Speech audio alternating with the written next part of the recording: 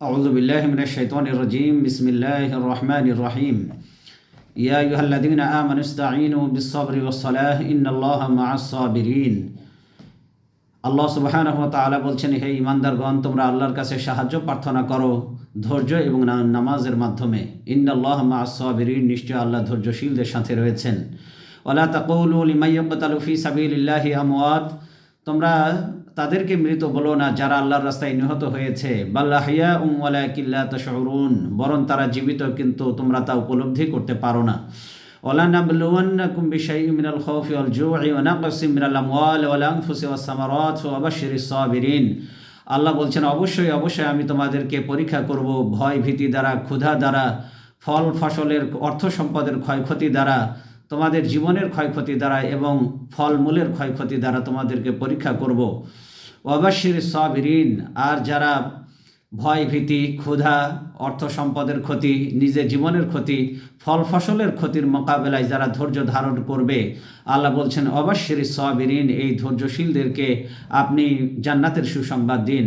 আল্লাযীনা ইযা আসাবাতহুম মুসিবাহ, আর ধৈর্যশীলদের অন্যতম একটি বৈশিষ্ট্য হচ্ছে যখন তাদের উপরে বিপদ এবং মুসিবত আসে, ক্বালু ইন্না লিল্লাহি ওয়া ইন্না ইলাইহি রাজিউন, তখন তারা বলে, নিশ্চয়ই আমরা আল্লাহর জন্য এবং আল্লাহর দিকেই আমাদেরকে প্রত্যাবর্তিত হতে হবে। এই আয়াতটি নাজিলের প্রেক্ষাপট হচ্ছে সূরা আল বাকারা। এর বেশিরভাগ আয়াত রাসূল সাল্লাল্লাহু আলাইহি ওয়াসাল্লামের মদিনায় নাজিল হয়েছে, মদিনার প্রথম দিকে নাজিল হয়েছে, মাদানী জিন্দেগির প্রথম দিকে এই সূরাটি অবতীর্ণ হয়েছে। কারো কারো মতে মদিনায় অবতীর্ণ সূরাসমূহের মধ্যে এই সূরাটি প্রথম। শুধুমাত্র ওয়াত্তাকু ইয়াওমান তুরজাউনা ফীহি ইলাল্লাহ, সূরা বাকারার এই আয়াতটি রাসূল সাল্লাল্লাহু আলাইহি ওয়াসাল্লামের জীবনের শেষ দিকের আয়াত এবং সুদের আয়াতগুলো তার জীবনের শেষ দিকের অবতীর্ণ আয়াত। এছাড়া বাকি সকল আয়াতগুলি মাদানী জিন্দেগির প্রথম দিকে অবতীর্ণ হয়েছে। সূরা আল বাকারার ফজিলত হচ্ছে, সূরা আল বাকারার অসংখ্য ফজিলত হাদিসে বিদ্যমান। রাসূল সাল্লাল্লাহু আলাইহি ওয়াসাল্লাম বলেছেন, তোমরা সূরা বাকারা পাঠ করো, কেননা এই সূরা বাকারা পাঠ করলে বরকত লাভ হয়, এবং পাঠ না করা ব্যক্তির জন্য এই সূরাটি অনুতাপ এবং দুর্ভাগ্যের কারণ। যে ব্যক্তি সূরা পাঠ করে তার উপর কোনো আমল বাতিল অর্থাৎ জাদুকরের কোনো জাদু প্রভাব বিস্তার করতে পারে না। রাসূল সাল্লাল্লাহু আলাইহি ওয়াসাল্লাম সূরা আল বাকারাকে সিনামুল কোরআন বা জারওয়াতুল কোরআন বলে উল্লেখ করেছেন। জারওয়াতুন এবং সিনামুন শব্দের উৎকৃষ্ট কোনো বস্তুকে বোঝানোর ক্ষেত্রে ব্যবহার করা হয়। আব্দুল্লাহ ইবনে মাসউদ রাদিয়াল্লাহু তাআলা আনহু তিনি বলেছেন, এ সূরায় এমন 10টি আয়াত রয়েছে, যদি কোনো ব্যক্তি সেগুলি নিয়মিত পাঠ করে তবে শয়তান সেই ঘরে প্রবেশ করতে পারবে না এবং সে রাতের সকল বালা মুসিবত হতে আল্লাহ তাকে নিরাপদে রাখবেন। তিনি আরও বলেছেন, যদি বিকৃত মস্তিষ্কের কোনো লোকের ওপরে এই 10টি আয়াত পাঠ করে যদি ফু দেওয়া হয় তবে সেই ব্যক্তি সুস্থতা লাভ করবে। আয়াত 10টি হচ্ছে সূরা আল বাকারার প্রথম 4 আয়াত, আয়াতুল কুরসি এবং আয়াতুল কুরসির পরের 2টি আয়াত এবং সূরা বাকারার শেষের 3টি আয়াত, মোট এই 10টি আয়াত। সূরা বাকারায় আয়াতুল কুরসি নামে একটি আয়াত রয়েছে, তা পবিত্র কোরআন মাজিদের অন্যান্য সকল আয়াতের থেকে উত্তম। এই আয়াত নাজিলের একটি প্রেক্ষাপট রয়েছে। আয়াত নাজিলের প্রেক্ষাপট হচ্ছে, আল্লাহ বলেন, ওয়ালা তাকুলু লিমান ইয়াকতালু ফি সাবিলিল্লাহি আমওয়াত বাল আহইয়াউম ওয়ালাকিন লা তাশউরুন, যারা আল্লাহর রাস্তায় নিহত হয়েছে তোমরা তাদেরকে মৃত বলো না, বরং তারা জীবিত, তোমরা তা অনুভব করতে পারো না। এই আয়াতটি বদর যুদ্ধের শহীদদের সম্পর্কে নাজিল হয়েছে। তাতে মুসলমানদের 8 জন আনসার এবং 6 জন মুহাজির, মোট 14 জন সাহাবী ইন্তেকাল করেন। তখন শত্রুরা বলাবলি শুরু করলো যে, যারা মুহাম্মদ সাল্লাল্লাহু আলাইহি ওয়াসাল্লামের কথায় এভাবে মারা গেল তারা কত দুর্ভাগা এবং বোকা, তারা দুনিয়ায় নিয়ামত থেকে বঞ্চিত হলো। আল্লাহ সুবহানাহু ওয়া তাআলা তখন এই আয়াত নাজিল করে তিনি বললেন, তারা দুনিয়া এবং আখিরাত উভয় জগতের নিয়ামতে ধন্য হয়েছে। এখন আসুন আমরা এই আয়াতগুলির ব্যাখ্যা সম্পর্কে জানার চেষ্টা করি। আল্লাহ প্রথমে বলছেন, ইয়া আইয়ুহাল্লাযীনা আমানু, হে ঈমানদারগণ, ইস্তাঈনু বিস-সাবরি ওয়াস-সালাহ, নামাজের মাধ্যমে এবং ধৈর্যের মাধ্যমে আল্লাহর কাছে সাহায্য প্রার্থনা করো। ইন্নাল্লাহা মা'আস-সাবিরিন, নিশ্চয়ই তিনি ধৈর্যশীলদের সাথে রয়েছে। এই আয়াতে ধৈর্য এবং নামাজের কথা বলা হয়েছে। রাসূল সাল্লাল্লাহু আলাইহি ওয়াসাল্লাম যখন কোনো মুসিবতে পতিত হতেন তখন তিনি ধৈর্য ধারণ করতেন। এছাড়া কোনো বিষয়ে তিনি চিন্তিত হলে সাথে সাথে নামাজে দাঁড়িয়ে যেতেন। নবীজি সাল্লাল্লাহু আলাইহি ওয়াসাল্লাম বলেছেন, ইজা হাজাবাহু আমরুন ফাজিআ ইলা সালাত। নবীজি সাল্লাল্লাহু আলাইহি ওয়াসাল্লাম তিনি বলছেন যে তাকে যখনই কোনো বিপদ কোনো দুশ্চিন্তা যখন তাকে দুশ্চিন্তাগ্রস্ত করে তুলত, তখনই তিনি সাথে সাথে সালাতে দাঁড়িয়ে যেতেন। ধৈর্য এবং নামাজ যাবতীয় সংকটের প্রতিকার। ধৈর্য এবং নামাজের মাধ্যমে সাহায্য প্রার্থনা করো, এই আয়াতে আল্লাহ সুবহানাহু ওয়া তাআলা তিনি বুঝাতে চেয়েছেন মানুষের দুঃখ কষ্ট যাবতীয় প্রয়োজন সমস্ত সংকটের নিশ্চিত প্রতিকার দুটি বিষয়ের মধ্যেই নিহিত, একটি হচ্ছে ধৈর্য আর একটি হচ্ছে নামাজ। বর্ণনা রীতির মধ্যে এখানে ইস্তাইনু শব্দটি ব্যবহার করা হয়েছে। শব্দটি বিশেষ কোনো বিষয়ের সাথে সংশ্লিষ্ট না করে ব্যাপক অর্থে ব্যবহার করার ফলে এখানে যে মর্মার্থ দাঁড়ায় সেটি হচ্ছে মানব জাতির যে কোনো সংকট বা সমস্যার নিশ্চিত প্রতিকার হচ্ছে ধৈর্য ও নামাজ। যে কোনো প্রয়োজনেই এই দুটি বিষয়ের দ্বারা মানুষ সাহায্য লাভ করতে পারে। তাফসিরে মাযহারিতে শব্দ দুটির ব্যাপক অর্থ ব্যবহারের তাৎপর্য এভাবেই বর্ণিত হয়েছে। প্রসঙ্গক্রমে স্বতন্ত্রভাবে দুটি বিষয়ের তাৎপর্য অনুধাবন করা যেতে পারে। প্রথমটি হচ্ছে নামাজ সম্পর্কিত আয়াত। দেখুন, অসংখ্য আয়াতে নামাজের ব্যাপারে আল্লাহ সুবহানাহু ওয়া তাআলা পবিত্র কোরআনে বলেছেন। যেমন কয়েকটি উদাহরণ আমি দিচ্ছি। ওয়া আকিমুস সালাহ ওয়া আতুজ যাকাত, আল্লাহ বলছে তোমরা নামাজ কায়েম করো এবং যাকাত আদায় করো। ওয়ারকাউ মা'র রাকিঈন, তোমরা রুকুকারীদের সাথে রুকু করো। সূরা বাকারা 43 নম্বর আয়াত। এভাবে সকল প্রকার বিপদ মুসিবতে ধৈর্য ধারণ করাই প্রকৃত মুমিনের কাজ। যেমন আল্লাহ সুবহানাহু ওয়া তাআলা তিনি বলছেন, ইয়া বুনাইয়া আকিমিস সালাহ ওয়া আমুর বিল মারুফ ওয়ানহা আনিল মুনকার ওয়াসবির আলা মা আসাবাক ইন্না যালিকা মিন আজমিল উমুর। আল্লাহ সুবহানাহু ওয়া তাআলা বলছেন, লোকমান তার সন্তানকে বলল, হে আমার ছেলে, আকিমিস সালাহ, সালাত কায়েম করো, ওয়া আমুর বিল মারুফ, সৎ কাজের আদেশ দাও, ওয়ানহা আনিল মুনকার, আর মন্দ কাজ থেকে নিষেধ করো, ওয়াসবির আলা মা আসাবাক, তোমার উপরে যে বিপদ আসে তাতে ধৈর্য ধারণ করো। নিশ্চয়ই এ হলো দৃঢ় সংকল্পের কাজ। সূরা লোকমানের 17 নম্বর আয়াত। আল্লাহ আরো বলছেন, লাতুবলাবুন্না ফি আমওয়ালিকুম ওয়া আনফুসিকুম ওয়া লাতাসমাউন্না মিনাল্লাযিনা উতুল কিতাবা মিন ক্বাবলিকুম ওয়া মিনাল্লাযিনা আশরাকু আযান কাসীরা ওয়া ইন তাসবিরু ওয়া তাত্তাকু ফাইন্না যালিকা মিন আযমিল উমুর। আল্লাহ বলছেন, লাতুবলাবুন্না ফি আমওয়ালিকুম ওয়া আনফুসিকুম, অবশ্যই তোমরা তোমাদের ধনসম্পদ এবং তোমাদের জীবনসমূহের দ্বারা পরীক্ষিত হবে। আল্লাহ এরপরে বলছেন, ওয়ালা তাসমাউন্না মিনাল্লাযিনা উতুল কিতাব, যাদেরকে তোমাদের পূর্বে কিতাব দেওয়া হয়েছে, এবং ওয়া মিনাল্লাযিনা আশরাকু আযান কাসীরা, যারা শিরক করছে তাদের নিকট হতে তোমাদেরকে বহু দুঃখজনক কথা শুনতে হবে। অর্থাৎ মুশরিক এবং ইহুদি খ্রিস্টানদের কাছ থেকে অনেক দুঃখজনক কথা তোমাদেরকে শুনতে হবে। আল্লাহ এরপরে বলছেন, ওয়া ইন তাসবিরু, যদি তোমরা ধৈর্য ধারণ করো, ওয়া তাত্তাকু, যদি সংযমী হও, ফাইন্না যালিকা মিন আযমিল উমুর। এখানে আল্লাহ বলছে সংযমী হতে এবং ধৈর্য ধারণ করতে। ওদের দুঃখ কষ্টদায়ক যে পীড়াদায়ক যে কথাগুলি রয়েছে এর মোকাবেলায় তোমরা যদি ধৈর্য ধারণ করো, সংযমী যদি হও, তবে অবশ্যই এটা সুদৃঢ় একটি কাজের অন্তর্ভুক্ত হবে, সুদৃঢ় একটি কার্যাবলীর অন্তর্গত। এরপরে এটা বলা হয়েছে সূরা আলে ইমরানের 186 নম্বর আয়াত। এরপরে আল্লাহ সুবহানাহু ওয়া তাআলা অন্য একটি আয়াতে তিনি বলছেন, ওয়ালা নাবলুওয়ান্নাকুম হাত্তা না'লামাল মুজাহিদিনা মিনকুম ওয়াস-সাবিরিন। এখানেও সেই একই ধৈর্য ধারণের কথা বলা হয়েছে। আমি অবশ্যই তোমাদেরকে পরীক্ষা করব, হাত্তা না'লামাল মুজাহিদিনা মিনকুম, যাতে করে তোমাদের অবস্থা যাচাই করে নিতে পারি, দেখে নিতে পারি যে তোমাদের মধ্যে মুজাহিদিনা মিনকুম, তোমাদের মধ্যে কারা মুজাহিদ, ওয়াস-সাবিরিন, এবং কারা ধৈর্যশীল। আল্লাহ বলছে তোমাদেরকে ধৈর্যশীল এবং মুজাহিদ কারা এটা আমি পরীক্ষা করব। আন্নাবলু আখবারাকুম, এটা বলা হয়েছে সূরা মুহাম্মাদের 31 নম্বর আয়াত।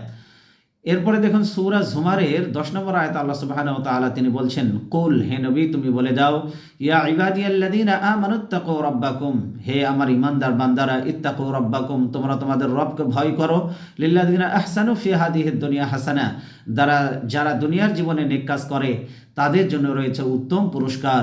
ওয়া আরদুল্লাহি ওয়াসিআ, আর আল্লাহর জমিন প্রশস্ত। ইন্নামা ইউওয়াফাস সাবিরুনা আজরাহুম বিগাইরি হিসাব, আর ধৈর্যশীল যারা তাদের আল্লাহ সুবহানাহু ওয়া তাআলা পুরস্কার দেবেন, সীমাহীন পুরস্কার, অপরিমিত পুরস্কার আল্লাহর পক্ষ থেকে তাদেরকে দেওয়া হবে। সূরা জুমারের 10 নম্বর আয়াতে আল্লাহ বলে দিয়েছেন। এরপরে আল্লাহ সুবহানাহু ওয়া তাআলা ধৈর্যশীলদের ব্যাপারে তিনি বলছেন, আমা তানকিমু মিন্না ইল্লা আন আমান্না বিআয়াতি রাব্বিনা লাম্মা জাআতনা, তুমি তো আমাদেরকে শাস্তি দিচ্ছ শুধু এই জন্য যে আমরা আমাদের প্রতিপালকের রব্বানা আমান্না ফাগফির লানা,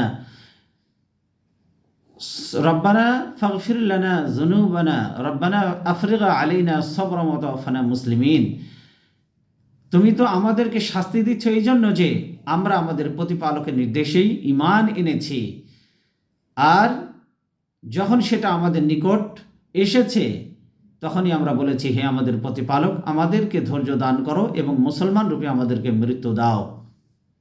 এখানে আল্লাহ বলছেন যে তুমি তো আমাদেরকে শাস্তি দিচ্ছ শুধু এই জন্য যে আমাদের প্রতিপালকের নিদর্শনে আমরা ঈমান এনেছি। যখন এটা আমাদের নিকটে এসেছে, আমাদের নিকটে যখন আমাদের রবের পক্ষ থেকে নিদর্শন এসেছে, আমরা তখনই ঈমান এনেছি। রব্বানা আফরিগ আলাইনা সবরা, আল্লাহ বলছেন, হে আমাদের প্রতিপালক, আমাদেরকে ধৈর্য দান করো। ওয়াতাওয়াফানা মুসলিমিন, আর আমাদেরকে মুসলমান হিসাবে মৃত্যু দাও। এখানেও আল্লাহ ধৈর্য প্রার্থনা করতে বলেছেন। এটা বলা হয়েছে সূরা আল আরাফের 126 নম্বর আয়াত। আল্লাহ সুবহানাহু ওয়া তাআলা ধৈর্যশীলদের ব্যাপারে তিনি আরও সুন্দর করে অসংখ্য আয়াতে কারিমার মধ্যে বলেছেন। নবীজি সাল্লাল্লাহু আলাইহি ওয়াসাল্লাম ধৈর্যশীলদের ব্যাপারে একটা অসাধারণ কথা বলেছেন। ইন্নাল্লাহা ইযা আহাব্বা কওমান ইবতালাহুম, আল্লাহ যখন কোনো জাতিকে ভালোবাসেন তখন তাদেরকে বিপদের মুখে পতিত করেন। ফামান সাবারা ফালাহু সবর, যে ধৈর্য ধারণ করবে তার জন্যই তাই হবে। আর অমান জাজা ফালাহুল জাজু, আর যে অধৈর্য হবে তার জন্য অধৈর্যই থাকবে। অর্থাৎ যে ব্যক্তি ধৈর্য ধারণ করবে তার জন্য ধৈর্য থাকবে, অর্থাৎ ধৈর্যের প্রতিদান জান্নাত থাকবে। আর যে ব্যক্তি ধৈর্য ধারণ করবে না, অধৈর্য হবে, অধৈর্যের ফলাফল তার জন্য মন্দই বয়ে আনবে। এখন এই সবর, এই ধৈর্য, এটা কয় প্রকার হয়? সাধারণত ধৈর্য 3 প্রকার। একটা হচ্ছে আসবর আলা তাআ, অর্থাৎ আনুগত্যের উপরে দৃঢ় থাকার জন্য ধৈর্য ধারণ করা। আসবর আলাল মাসিয়া, অন্যায় কাজ থেকে বিরত থাকার ব্যাপারে ধৈর্য ধারণ করা। আসবর আলাল মুসিবা, বিপদে আপদে পেরেশান না হয়ে ধৈর্য ধারণ করা। অর্থাৎ 3 প্রকারের ধৈর্য ধারণ রয়েছে ইসলামে। একটা হচ্ছে আনুগত্যের উপরে দৃঢ়ভাবে ধৈর্য ধারণ করা, অন্যায় কাজ থেকে বিরত থাকার ব্যাপারে ধৈর্য ধারণ করা, আর একটা হলো বিপদে আপদে পেরেশান না হয়ে ধৈর্য ধারণ করা। এই যে 3 প্রকার ধৈর্যের যে ক্লাসিফিকেশন রয়েছে, 3টি শাখাই প্রত্যেক মুসলমানের জন্য আবশ্যক। সাধারণ মানুষের ধারণায় সাধারণত 3য় শাখাকেই সবর হিসাবে গণ্য করা হয়, অর্থাৎ বিপদে আপদে পেরেশান না হয়ে ধৈর্য ধারণ করা। প্রথম 2টি শাখা যে 2টি আমরা বললাম, এক্ষেত্রে সর্বাপেক্ষা গুরুত্বপূর্ণ সেই ব্যাপারে মোটেও লক্ষ্য করা হয় না।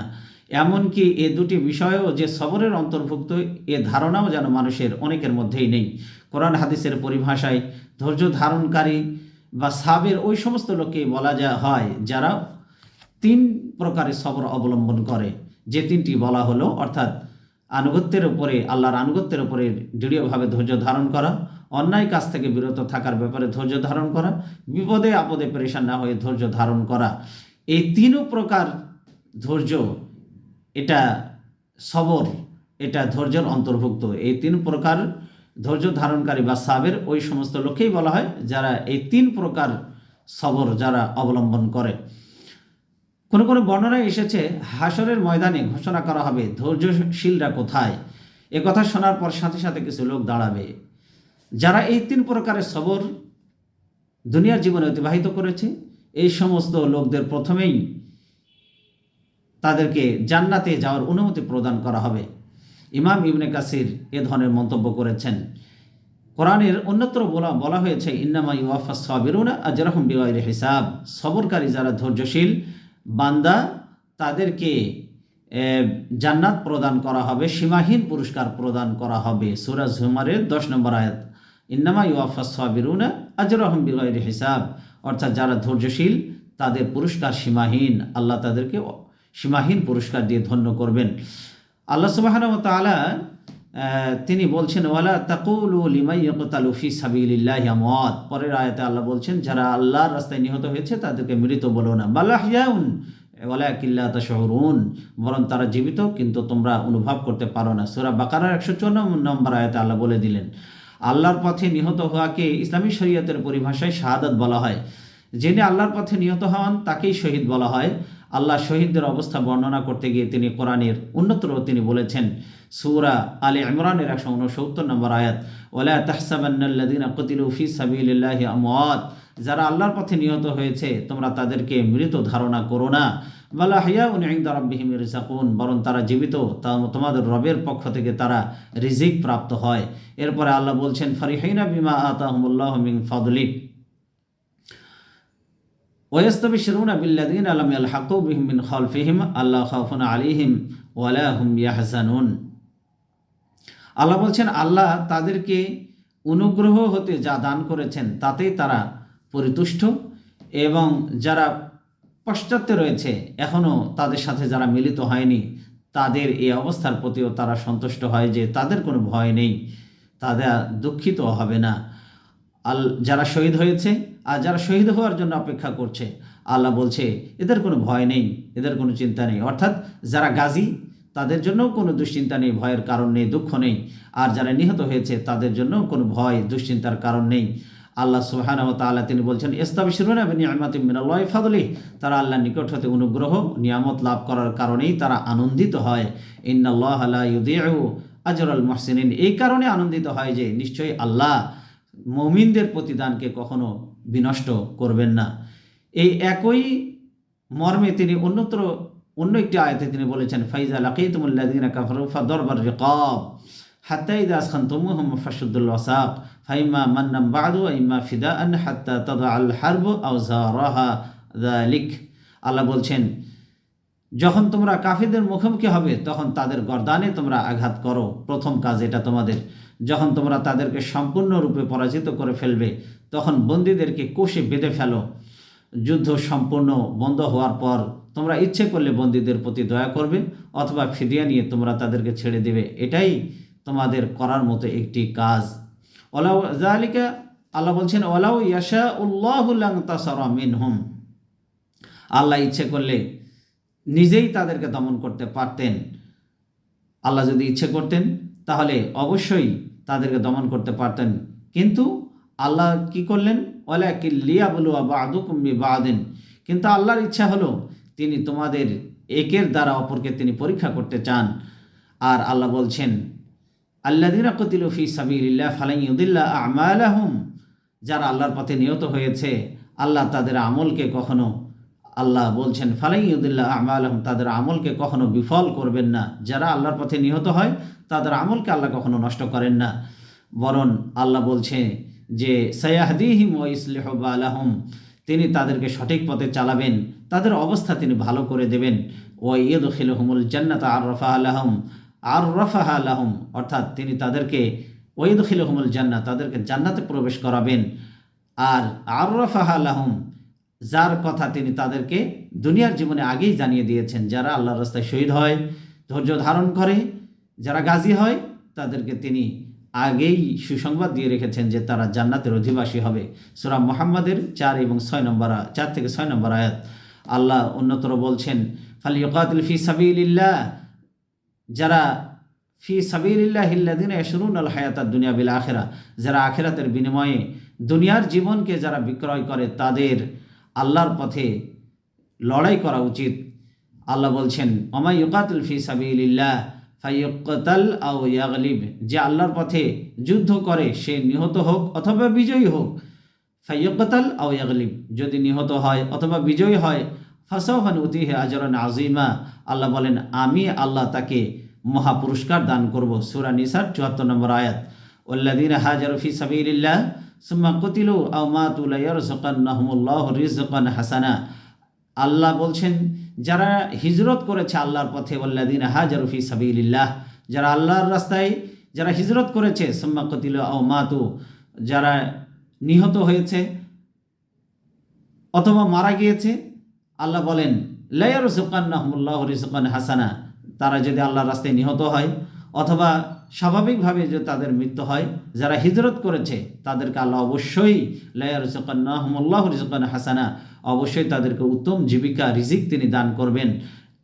লা ইউদখিলান্নাহুম মুদখালান ইয়ারদাউনাহু, তাদেরকে সন্তুষ্টিজনক প্রাসাদ, তাদের মঞ্জিল, আল্লাহ তাদেরকে জান্নাতে প্রবেশ করাবেন, যেটা পেয়ে তারা সন্তুষ্ট হবে। ইন্নাল্লাহা ওয়া ইন্নাল্লাহা লাহুয়া খায়রুর রাযিকিন, আর তিনি তো হচ্ছেন উত্তম রিজিক দাতা, তিনি অবশ্যই তাদেরকে এমন স্থানেই প্রবেশ করাবেন যা তারা পছন্দ করে। লা ইউদখিলান্নাহুমুল্লাহু মুদখালান ইয়ারদাউনাহ, তিনি তাদেরকে এমন জায়গায় প্রবেশ করাবেন যা তারা পছন্দ করবে, অর্থাৎ আল্লাহর জান্নাত। আর ওয়া ইন্নাল্লাহা আলিমুন হালিম, আল্লাহ হচ্ছেন প্রজ্ঞাময় এবং তিনি পরম সহনশীল। সূরা হজ 58 ও 59 নম্বর আয়াত। আল্লাহ উন্নতর বলছেন, মিনাল মুমিনিনা রিজালুন সাদাকু মা আহাদুল্লাহ আলাইহি, মুমিনদের মধ্যে কতক লোক আছে যারা আল্লাহর সাথে তাদের কৃত অঙ্গীকার পূর্ণ করেছে। ফামিনহুম মান কাদা নাহবাহু ওয়া মিনহুম মান ইয়ানতাজির, তাদের মধ্যে কেউ শাহাদাত বরণ করেছে, ওয়া মিনহুম মান ইয়ানতাজির, কেউ অপেক্ষায় রয়েছে শহীদ হওয়ার জন্য, আবার কেউ আল্লাহর কাছে শহীদ হয়ে চলে গিয়েছে। ওমা বাদদালু তাবদিলা, তারা স্বীয় সংকল্প একটুও পরিবর্তন করেনি, তারা শহীদ হওয়ার জন্য তারা উন্মুখ হয়ে আছে, তারা মৃত্যুর ভয়ে পালায়নরত নয়। সূরা আহজাবে 23 নম্বর আয়াতে আল্লাহ বলে দিয়েছেন, ওলা ইন কুতিলতুম ফি সাবিলিল্লাহ। সূরা আলে ইমরান 157 নম্বর আয়াতে আল্লাহ উন্নতর বলছেন, ওলা ইন কুতিলতুম ফি সাবিলিল্লাহ, আর যদি তোমরা আল্লাহর পথে নিহত হও, আও মুতুম, অথবা মৃত্যুর মুখে পতিত হও, লামাগফিরাতুম মিনাল্লাহ, আল্লাহর নিকট হতে ক্ষমা রয়েছে তোমাদের জন্য, ওয়ারাহমাতুন খায়রুম মিম্মা ইয়াজমাউন, এবং তারা যা সঞ্চয় করেছে তারা যা সঞ্চয় করেছে তদপেক্ষা আল্লাহর করুণা হচ্ছে শ্রেষ্ঠতর। তারা যা কিছু অর্জন করেছে তার থেকে সবচেয়ে উত্তম হচ্ছে আল্লাহর করুণা এবং আল্লাহর দয়া। এটা সূরা আলে ইমরান 157 নম্বর আয়াতে আল্লাহ বলে দিয়েছেন। হাদিসে এসেছে, মা আহাদুন ইয়াদখুলুল জান্নাতা, জান্নাতে প্রবেশ করার পর দুনিয়ার সমস্ত সামগ্রী, ইউহিব্বু আন ইয়ারজিআ ইলা দুনিয়া, দুনিয়ার সমস্ত সামগ্রী তার জন্য নির্ধারিত হলেও কোনো ব্যক্তি পৃথিবীতে ফেরত আসতে চাইবে না। আল্লাহ নবী বলেন, মা আহাদুন ইয়াদখুলুল জান্নাতা ইউহিব্বু আন ইয়ারজিআ ইলা দুনিয়া, জান্নাতে প্রবেশ করার পরে দুনিয়ার সমস্ত সামগ্রী তার জন্য নির্ধারিত হলেও সে দুনিয়ার জীবনে আর কখনোই ফিরে আসতে চাইবে না। ওয়ালাহু মা আলাল আরদি মিন শাইইন ইল্লা শাহীদ, কিন্তু শহীদের ব্যতিক্রম, তাকে যে মর্যাদা দেওয়া হবে, ইয়াতামান্না আন ইয়ারজিআ ইলা দুনিয়া ফায়ুকতালা 10 মাররাতিন লিমা ইয়ারা মিনাল কারামাতি, শহীদের ব্যতিক্রম কেন? তাকে যে মর্যাদা দেওয়া হবে তা দেখার পরে 10 বার এই পৃথিবীতে এসে সে শহীদ হওয়ার আকাঙ্ক্ষা পোষণ করবে। সুবহানাল্লাহি বিহামদিহি, 10 বার সে শহীদ হতে চাইবে। বুখারী শরীফের হাদিস 2662 নম্বর হাদিস। একজন মুমিনের শহীদ হওয়ার তীব্র আকাঙ্ক্ষা থাকবে, যেমন হাদিসে এসেছে, আন আবি হুরায়রা রাদিয়াল্লাহু তাআলা আনহু ক্বালা সামি'তু নবী সাল্লাল্লাহু আলাইহি ওয়াসাল্লাম ওয়াল্লাযী নাফসি বিয়াদিহি, সেই সত্তার কসম যার হাতে আমার জীবন, নবীজি সাল্লাল্লাহু আলাইহি ওয়াসাল্লাম বলছেন, আবু হুরায়রা হাদিসটি বর্ণনা করেছেন রাদিয়াল্লাহু তাআলা আনহু, তিনি বলেন, আমি নবীজির কাছে শুনেছি, নবীজি কসম করে বলেছেন, সেই সত্তার কসম যার হাতে আমার জীবন, লাউলা আন্না রিজালাম মিনাল মুসলিমিনা লা তাতিবু আনফুসুহুম আয়াতাখাল্লাফু আন্নী ওয়ালা আজিদু মা আহমিলুহুম আলাইহি মা তাখাল্লাফতু আন সারিয়াতিন তাগজু ফি সাবিলিল্লাহ ওয়াল্লাযী নাফসি বিয়াদিহি লাওয়াদিতু আন ওয়াকাতালু আন্নী ওয়াকাতালু ফি সাবিলিল্লাহ সুম্মা আহইয়া সুম্মা ওয়াকাতালু সুম্মা আহইয়া সুম্মা ওয়াকাতালু সুম্মা আহইয়া সুম্মা ওয়াকাতালু। আবু হুরায়রা রাদিয়াল্লাহু তাআলা আনহু হাদিসটি বর্ণনা করছেন, নবী সাল্লাল্লাহু আলাইহি ওয়াসাল্লামকে আমি বলতে শুনেছি, সেই সত্তার কসম যার হাতে আমার জীবন, যদি মুমিনদের এমন একটি দল না থাকতো যারা যুদ্ধ থেকে বিরত থাকাকে পছন্দ করে না, যাদেরকে সওয়ারি দিতে পারবো না বলে আকাঙ্ক্ষা করতাম, তাহলে যারা আল্লাহর রাস্তায় যুদ্ধ করছে আমি সেই ক্ষুদ্র দলটির সঙ্গে হওয়া থেকে কখনোই বিরত থাকতাম না। যারা আল্লাহর রাস্তায় লড়াই করছে আমি সেই ক্ষুদ্র দলটির সঙ্গী হয়ে লড়াই চালিয়ে যেতাম। সেই সত্তার কসম তিনি আরও বলেন, যার হাতে আমার জীবন, সুম্মা ওয়াকাতালু আহইয়া, আমি পছন্দ করি যে আমাকে যেন আল্লাহর রাস্তায় শহীদ করা হয়, সুম্মা আহইয়া, এরপরে আমি যেন আবার জীবিত হতে পারি। সুম্মা, এরপরে নবীজি আবার বলছেন, সুম্মা ওয়াকাতালু সুম্মা আহইয়া, তিনি আবার বলছেন, আমার আকাঙ্ক্ষা হলো আমি আবার শহীদ হই, আবার জীবিত হই, আবার পুনরায় শহীদ করা হোক, এভাবে করে আমি আবার জীবিত হই, আবার শহীদ হই। এভাবে করে তিনি বারংবার উল্লেখ করতে থাকলেন যে আমি পছন্দ করি আল্লাহর রাস্তায় আমাকে শহীদ করা হোক, আমি জীবিত হই, আবার শহীদ করা হোক, আবার জীবিত হই, আবার শহীদ করা হোক। এভাবে নবীজি বারবার তিনি পুনরাবৃত্তি করছিলেন। নবীজি সাল্লাল্লাহু আলাইহি ওয়াসাল্লাম শহীদ হওয়ার জন্য সারা জীবন তিনি আকাঙ্ক্ষা করেছেন। সহিহ বুখারীর হাদিস 2644 নম্বর হাদিস। আবু হুরায়রা রাদিয়াল্লাহু তাআলা আনহু আরেকটি হাদিস বর্ণনা করেছেন, নবীজি সাল্লাল্লাহু আলাইহি ওয়াসাল্লাম বলেছেন, আশ-শাহীদু লা ইয়াজিদু আলামুল কাতলি ইল্লা কামা ইয়াজিদু আহাদুকুম আলামাল কুরসা। নবীজি সাল্লাল্লাহু আলাইহি ওয়াসাল্লাম বলেছেন, তোমাদের মধ্যে কেউ যেমন দংশনে ব্যথা পায়, অর্থাৎ একটা পিপিলিকা কাটলে যতটুকু ব্যথা পায়, শহীদ ব্যক্তি সেই রকম ছাড়া নিহত হওয়ার কোনো ব্যথাই সে অনুভব করে না। মৃত্যুর যে যন্ত্রণা, যে কষ্ট, একটা সামান্য দংশনে মানুষ যতটুকু ব্যথা পায় ঠিক ততটুকুনি ব্যথা সে অনুভব করবে। ইবনে মাজাহ 2802 নম্বর হাদিস। আল্লাহ এরপরে আয়াতে বলছেন, ওয়ালানাবলুওয়ান্নাকুম বিশাইইম মিনাল খাউফি ওয়াল জু'i ওয়া নাকসিম মিনাল আমওয়াল ওয়াল আনফুসি ওয়াস সামারাত ওয়া বাশশিরিস সাবিরিন।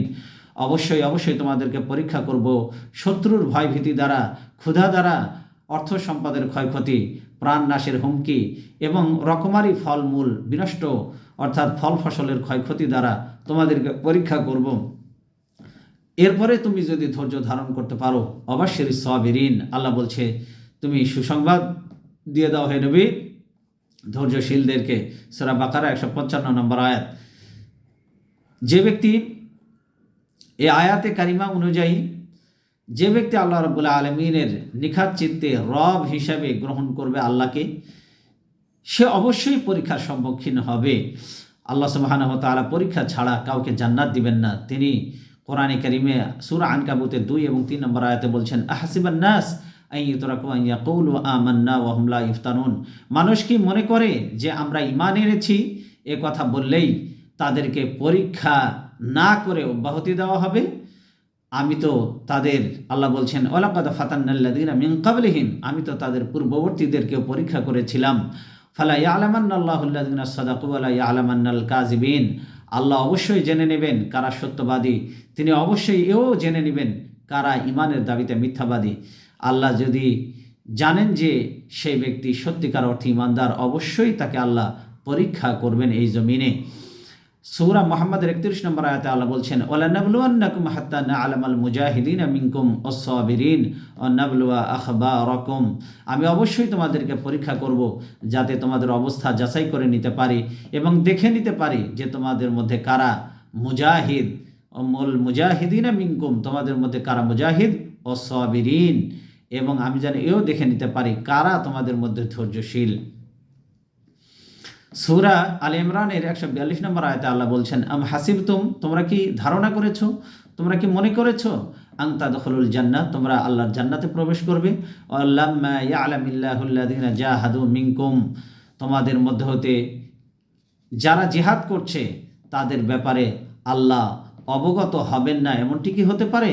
অবশ্যই তিনি ধৈর্যশীলদেরকে জানবেন না, তাও হতে পারে না। অবশ্যই তিনি মুজাহিদ কারা তাদের ব্যাপারেও তিনি জানবেন এবং কারা ধৈর্যশীল সেটাও তাদের ব্যাপারে তিনি জানবেন। ধৈর্যশীল কারা এটা না জেনে আল্লাহ, তোমাদের মধ্যে কারা মুজাহিদ এটা আল্লাহ না জেনে তোমাদেরকে কখনোই তিনি জান্নাতে প্রবেশ করাবে না। তোমরা মনে করেছো এমনি এমনি জান্নাতে প্রবেশ করবে? আল্লাহ বলছেন যারা তোমাদের মধ্যে জিহাদ করেছে তাদের ব্যাপারে আল্লাহ অবগত হবেন না, তা কি হয়? তিনি ধৈর্যশীলদের ব্যাপারে তিনি জানবেন না, তা কি হতে পারে? অবশ্যই তিনি ধৈর্যশীল এবং যারা মুজাহিদ তাদের ব্যাপারে সুস্পষ্টভাবে জেনেই তিনি তাদেরকে জান্নাত দিবেন। সূরা তাওবার 16 নম্বর আয়াতে তিনি বলছেন, আম হাসিবতুম আন তুতরাকু ওয়ালাম্মা ইয়ালামিল্লাহুল্লাযীনা জাহাদু মিনকুম ওয়ালাম ইয়াত্তাখিযু মিন দুনিল্লাহি ওয়ালা রাসূলিহি ওয়ালাল মুমিনিনা ওয়ালিজা আল্লাহু খাবীরুম বিমা তা'মালুন।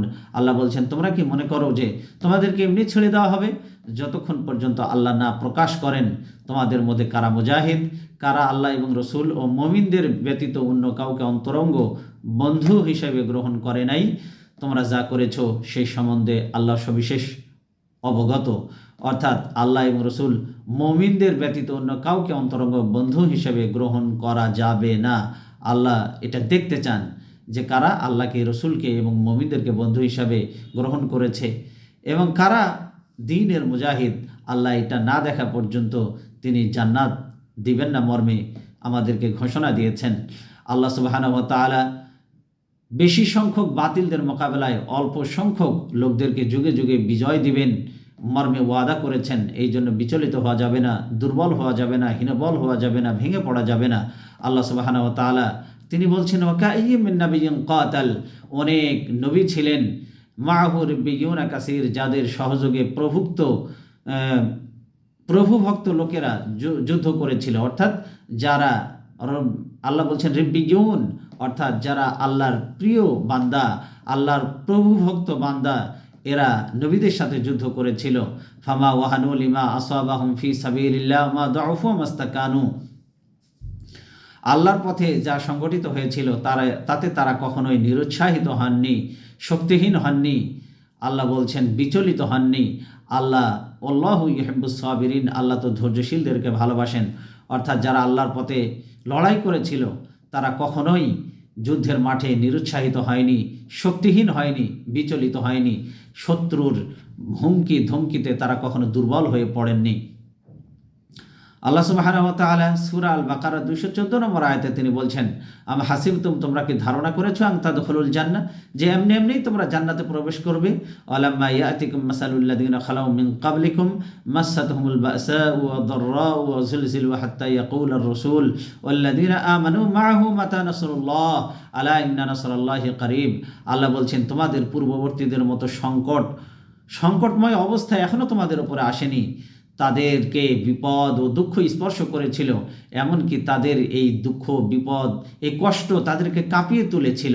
রাসূল সাল্লাল্লাহু আলাইহি ওয়াসাল্লাম ও তার সাথে ঈমান আনয়নকারী যে ব্যক্তিরা ছিল তারা শেষ পর্যন্ত বলেছিল, আল্লাহ তোমার পক্ষ থেকে সাহায্য কখন আসবে। আল্লাহ তাদের এই ধৈর্য দেখে আল্লাহ অবশেষে ঘোষণা করলেন, আলা, শুনে নাও, জেনে নাও, ইন্না নাসরাল্লাহি করিব, নিশ্চয় আল্লাহ সাহায্য নিকটবর্তী। সূরা আল বাকারার 214। তবে তাদেরকে ধৈর্য ধারণ করতে হয়েছে। বিপদ দুঃখ কষ্ট তাদেরকে কাঁপিয়ে তুলেছিল, কিন্তু ঈমানদারেরা কখনো সত্যের রাস্তা থেকে বিন্দুমাত্র সরে যায়নি। ঈমানের দাবি হচ্ছে আল্লাহর জমিনে আল্লাহর দ্বীন প্রতিষ্ঠার সংগ্রামে নিবেদিত হওয়া এবং এই সংগ্রাম চালাতে গিয়ে যত প্রকার বাধা বিপত্তি আসুক না কেন তার মোকাবেলায় দৃঢ় থাকা, সংকল্পবদ্ধ থাকা। আন আনাস রাদিয়াল্লাহু তাআলা কল রাসূলুল্লাহ সাল্লাল্লাহু আলাইহি ওয়াসাল্লাম, আনাস রাদিয়াল্লাহু তাআলা আনহু থেকে বর্ণিত, নবীজি সাল্লাল্লাহু আলাইহি ওয়াসাল্লাম বলেছেন, ইন্না ইযামাল জাযা মা'a ইযামিল বালা ওয়া ইন্নাল্লাহা ইযা আহাব্বা কওমান ইবতালাহুম ফামান রাদিয়া ফালাহুর রিদা ওয়া মান সাখিতা ফালাহুস সাখতু। আনাস রাদিয়াল্লাহু তাআলা আনহু তিনি বর্ণনা করছেন, নবীজি সাল্লাল্লাহু আলাইহি ওয়াসাল্লাম বলেছেন, বিপদ মুসিবত যত কঠিন হবে তার প্রতিদান তত মূল্যবান হবে আল্লাহর পক্ষ থেকে। আর আল্লাহ যখন কোনো জাতিকে ভালোবাসেন তখন সে জাতিকে অবশ্যই অধিক পরিমাণে যাচাই বাছাই করেন, সংশোধনের জন্য তাদেরকে বিপদ ও পরীক্ষার মুখোমুখি করেন। আল্লাহ সুবহানাহু ওয়া তাআলা তিনি বলছেন, যারা আল্লাহর এই সন্তুষ্টিকে সন্তুষ্ট চিত্তে, আল্লাহর এই সিদ্ধান্তকে সন্তুষ্টি চিত্তে যারা মেনে নেয়, ধৈর্য ধারণ করে, তাদের উপর আল্লাহ সন্তুষ্ট হয়ে যান। আর যারা এই বিপদ পরীক্ষায় আল্লাহর উপরে অসন্তুষ্ট হন, আল্লাহ তাদের প্রতি অসন্তুষ্ট হন। তিরমিজির হাদিস 2396 নম্বর হাদিস। তাহলে আল্লাহ আমাদেরকে যাচাই বাছাইয়ের জন্য, সংশোধনের জন্য তিনি আমাদেরকে বিপদ এবং পরীক্ষার সম্মুখীন করবেন মর্মে রাসূল সাল্লাল্লাহু আলাইহি ওয়াসাল্লাম বলেছেন। আল্লাহর এই সিদ্ধান্তকে যদি আমরা সন্তুষ্টি চিত্তে মেনে নেই আর বিপদের মোকাবেলায় যদি ধৈর্য ধারণ করি, আল্লাহ আমাদের উপর সন্তুষ্ট হবেন। আর যারা বিপদে আল্লাহর উপরে অসন্তুষ্ট হয়ে যায়, আল্লাহ তাদের প্রতি অসন্তুষ্ট হন। আর যে ব্যক্তি বিপদ এবং মুসিবতে আল্লাহর উপরে সন্তুষ্ট হন, আল্লাহও তাদের উপরে সন্তুষ্ট হন। তিরমিজি 2396 নম্বর হাদিস, মিকদাদ ইবনে আসওয়াদ থেকে বর্ণিত, তিনি বলেন, আমি নবীজি সাল্লাল্লাহু আলাইহি ওয়াসাল্লামকে বলতে শুনেছি, ইন্না শাহিদা লিমান জুন্নিবাল ফিতান সালাসান ওয়া লিমান উবতুলিয়া ফাসাবারা ফাওয়াহা। মিকদাদ ইবনে আসওয়াদ তিনি বর্ণনা করছেন, আমি রাসূল সাল্লাল্লাহু আলাইহি ওয়াসাল্লামকে বলতে শুনেছি, নিঃসন্দেহে সে ব্যক্তি সৌভাগ্যবান যে পরীক্ষার ফিতনা থেকে মুক্ত, যাকে পরীক্ষা করা হচ্ছে না সে ব্যক্তি হচ্ছে সবচেয়ে সৌভাগ্যবান। রাসূল সাল্লাল্লাহু আলাইহি ওয়াসাল্লাম 3 বার এই কথাটি তিনি উচ্চারণ করলেন। আর সর্বশেষ বললেন, অমান জুন্নিবাল ফিতানা সালাসান অলিমান উবতুলিয়া ফাসাবারা ফাওয়াহা। যে ব্যক্তিকে পরীক্ষায় ফেলা সত্ত্বেও সত্যের উপর অবিচল রয়েছে, তার জন্য রয়েছে অশেষ ধন্যবাদ। আল্লাহ নবী তাকে ধন্যবাদ দিয়েছেন। বিপদে আল্লাহ যাকে ফেলেন নাই সে সৌভাগ্যবান। আর কারো উপর যদি আল্লাহর পক্ষ থেকে বিপদ এসেই যায় আর সেই বিপদ এসে যদি অবিচল থাকে, আল্লাহ রসুল বলেন তার জন্য অশেষ ধন্যবাদ। আল্লাহর পক্ষ থেকে তাকে ধন্যবাদ দেওয়া হয়েছে। আবু দাউদ শরীফের 4263 নম্বর হাদিস। আব্দুল্লাহ ইবনে মাগাফাল থেকে বর্ণিত, তিনি বলেন, যা রাজুলুন ইলান নবী, একজন ব্যক্তি নবীজি সাল্লাল্লাহু আলাইহি ওয়াসাল্লামের কাছে এসে বললেন, ফাকালা ইন্নী উহিব্বুকা, হে আল্লাহর নবী আমি আপনাকে ভালোবাসি। ক্বালা উনজুর মা তাকুলু, নবীজি বললেন তুমি ভেবে দেখো তুমি কি বলেছো। ফাকালা আল্লাহি, তিনি বললেন আল্লাহর কসম, ইন্নী লা উহিব্বুকা সালাসা মাররাতিন, আমি আপনাকে ভালোবাসি। এই কথা তিনি 3 বার বললেন। ক্বালা ইন কুনতা সাদাকান, নবীজি সাল্লাল্লাহু আলাইহি ওয়াসাল্লাম বললেন যদি তোমার দাবি সত্য হয়, ফাআইদা লিল ফাকরি তিজনাফান লিল ফাকরু আশরাউ ইলা মান হুব আলা শুরাউ ইলা মান হুব্বুবনি মিনাস সাইলি ইলা মুনতাহাহু। নবীজি সাল্লাল্লাহু আলাইহি ওয়াসাল্লাম বলেন, তুমি যদি আমাকে ভালোবাসার দাবি করে থাকো, এই কথা যদি সত্য হয়, তাহলে নবীজি সাল্লাল্লাহু আলাইহি ওয়াসাল্লাম বলেন, দারিদ্র্যের মোকাবেলা করার জন্য তুমি প্রস্তুতি নাও। কেননা যে ব্যক্তি আমাকে ভালোবাসে, বন্যার পানির চাইতে দ্রুত গতিতে দরিদ্রতা, অভাব, অনটন তার দিকে ধেয়ে আসে। তিরমিজি শরীফের হাদিস 2350 নম্বর হাদিস। আবু হুরায়রা রাদিয়াল্লাহু তাআলা আনহু থেকে বর্ণিত আরেকটি হাদিসে নবীজি সাল্লাল্লাহু আলাইহি ওয়াসাল্লাম বলেছেন, মা ইয়াজালুল বালা বিল মুমিনি ওয়াল মুমিনাতি ফি নাফসিহি ওয়া ওয়ালাদিহি ওয়া মালিহি হাত্তা ইয়ালকাল্লাহ ওয়া মা আলাইহি খাতিয়াতান। নবীজি সাল্লাল্লাহু আলাইহি ওয়াসাল্লাম বলেছেন, মুমিন নরনারীর উপর বালা মুসিবত আসে, কখনো তার নিজের উপরে, কখনো তার সন্তানদের ওপরে বিপদ আসে, কখনো তার সন্তানরা মারা যায়, আবার কখনো তার ধন সম্পদ ধ্বংস হয়ে যায়। মুমিনদের উপরে এইভাবে পরীক্ষা চলতে থাকে। অবশেষে সে এমন অবস্থায় আল্লাহর সাথে মিলিত হয় যে তার আমল নামায়, নবীজি বলছেন, ওমা আলাইহি খাতিয়াতান, বিপদের পরীক্ষা দিতে দিতে তার গুনাহ মাফ হতে হতে এমন অবস্থায় সে আল্লাহর সাথে সাক্ষাৎ করে যে তার আমল নামায় আর কোনো গুনাহ অবশিষ্ট থাকে না। বিপদ আপদে ধৈর্য ধারণের কারণে গুনাহ থেকে সে ব্যক্তি মুক্ত হয়ে যায়। তিরমিজির হাদিস 2399 নম্বর হাদিস। আল্লাহ এরপরে আয়াতে তিনি বলছেন, সূরা বাকারা 156 নম্বর আয়াতে, আল্লাযীনা ইযা আসাবাতহুম মুসিবা, যখন তাদের উপরে বিপদ মুসিবত আসে, ক্বালু ইন্না লিল্লাহি ওয়া ইন্না ইলাইহি রাজিউন, তখন তারা বলে, নিশ্চয় আমরা আল্লাহর জন্য, তার দিকে আমাদেরকে প্রত্যাবর্তিত হতে হবে। এখানে সবরকারীদের বৈশিষ্ট্য সম্পর্কে বর্ণনা করা হয়েছে যে তারা বিপদের সময় ইন্না লিল্লাহি ওয়া ইন্না ইলাইহি রাজিউন পাঠ করে। এর দ্বারা প্রকৃতপক্ষে শিক্ষা দেওয়া হচ্ছে যে কেউ বিপদে পড়লে এই দোয়াটি পাঠ করে। এছাড়া নবীজি সাল্লাল্লাহু আলাইহি ওয়াসাল্লাম কোনো মুসিবতে পড়লে তখন তিনি এই যে দোয়াটি পড়তেন, আল্লাহুম্মা আজিরনি ফি মুসিবাতি আখলুফ লি খায়রাম মিনহা, হে আল্লাহ তুমি আমাকে এই মুসিবত হতে পরিত্রাণ দাও এবং এর চেয়ে উত্তম কিছু দাও। এই যে দোয়াটি নবীজি সাল্লাল্লাহু আলাইহি ওয়াসাল্লাম করতেন, এর একটি প্রতিধ্বনি আমরা কোরআনের একটি আয়াতের মাধ্যমে পাই। নবীজি সাল্লাল্লাহু আলাইহি ওয়াসাল্লামকে আল্লাহ বলতে বলছেন, কুল ইন্না সলাতি ওয়া নুসুকি ওয়া মাহইয়ায়া ওয়া মামাতি লিল্লাহি রাব্বিল আলামিন, বলো হে নবী, আমার নামাজ, আমার কোরবানি, আমার হায়াত, আমার মউত সব কিছু আল্লাহ রাব্বুল আলামিন, বিশ্বজগতের প্রতিপালক, তার উদ্দেশ্যেই নিবেদিত। সূরা আনামের 162 নম্বর আয়াত। তাহলে এই আয়াতগুলি থেকে আমরা শিক্ষা পেলাম সবর, ধৈর্য এবং নামাজের মাধ্যমে যাবতীয় সংকট, এটা হলো সমাধানের একমাত্র উৎকৃষ্ট উপায়। যে কোনো সংকট মোকাবেলায় একমাত্র উত্তম হাতিয়ার হচ্ছে এই দুটি জিনিস। মুসলমানদের যে কোনো বিপদ মুসিবতে আল্লাহর নিকট সবর অর্থাৎ ধৈর্য এবং নামাজের মাধ্যমে সাহায্য চাইতে হবে। এরপরে 2 নম্বর যে শিক্ষাটি আমরা পাই সেটি হলো এই যে নামাজি এবং সবরকারীদের সাথে আল্লাহর সান্নিধ্য লাভ হয়, অর্থাৎ আল্লাহর শক্তির সমাবেশ ঘটে। যেখানে আল্লাহর শক্তির সমাবেশ ঘটে সেখানে কোনো শক্তি কিংবা কোনো সংকটই টিকতে পারে না। 3 নম্বর যে শিক্ষাটি আমরা পাই, আল্লাহর পথে যারা শহীদ হয় তাদেরকে সাধারণভাবে যারা মৃত্যুবরণ করে তাদের সমপর্যায়ভুক্ত মনে করা যাবে না। হাদিসের বর্ণনা এবং প্রত্যক্ষ অভিজ্ঞতায় দেখা গেছে যে শহীদদের দেহ জীবিত মানুষের দেহের মতোই অবিকৃত রয়ে গেছে। এ কারণেই শহীদগণকে জীবিত বলা হয়। 4 নম্বর যে শিক্ষাটি আমরা পাই, পার্থিব জীবনে মুমিনদের ওপরে যে বিপদ এবং মুসিবত আসে সেটা আল্লাহর পক্ষ থেকে পরীক্ষা মাত্র। এই পরীক্ষায় যারা ধৈর্য ধারণ করে তাদের জন্য সুসংবাদ রয়েছে। আর এই সুসংবাদ হলো আল্লাহর অনুগ্রহ, করুণা এবং সঠিক পথ প্রাপ্তির নিদর্শন। 5 নম্বরে যে শিক্ষাটি আমরা পাই সেটা হলো ইয়াহুদি খ্রিস্টান আলেমদের মতো কেতমান ও হাক্কিন, যারা সত্য গোপন করেছে, সত্য গোপন করার কারণে যারা অপরাধী হয়েছে তাদের ওপর আল্লাহ পক্ষ থেকে লানত বর্ষিত হয়েছে। সুতরাং আমরা যেন তাদের মতো সত্য গোপনকারী না হই। এরপরে 6 নম্বর যে শিক্ষাটি রয়েছে সেটি হচ্ছে হজের বিধানসমূহের মধ্যে সাফা মারওয়া পাহাড়ের মাঝে সাই করা বা দৌড়ানো অন্তর্ভুক্ত, অর্থাৎ হজের বিধানের মধ্যে এটা শামিল। এটা হজ্জে ইব্রাহিমেরই একটি অংশ।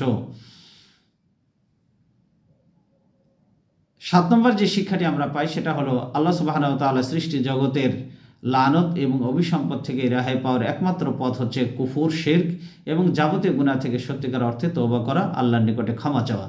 8 নম্বর যে শিক্ষাটি আমরা পাই পরের আয়াতগুলি থেকে, যে কুফর অবস্থায় মৃত্যুবরণ করলে তার প্রতি আল্লাহর লানত, ফেরেশতাদের লানত, সমস্ত মানব মণ্ডলীর অভিশাপ তার উপরে পতিত হবে, পরকালে তাদের জন্য স্থায়ী বিরতিহীন শাস্তি ভোগ করতে হবে। 9 নম্বর যে শিক্ষাটি আমরা পাই পরের আয়াত থেকে, সৃষ্টি জগতে দৃশ্যমান অদৃশ্যমান সকলের এবং সমস্ত কিছুর ইলাহ হলেন একমাত্র আল্লাহ। তিনি দয়াময় করুণার আধার। বান্দা অনুতপ্ত হয়ে পাপের জন্য তওবা করে ক্ষমা চাইলে তিনি ক্ষমা করে দেবেন। আল্লাহ সুবহানাহু ওয়া তাআলা আমাদেরকে কোরআন থেকে হেদায়েত নেওয়ার তৌফিক দান করুন, কোরআনের আলোচনা থেকে আমাদেরকে মুনাওয়ার করুন। আল্লাহ সুবহানাহু ওয়া তাআলা কোরআনের উপরে মৃত্যু পর্যন্ত আমাদেরকে টিকে থাকার তৌফিক দান করুন। হাযা মা ইনদি ওয়াল ইলমু ইনদাল্লাহ আলাইহি তাওয়াক্কালতু ওয়া ইলাইহি উনীব।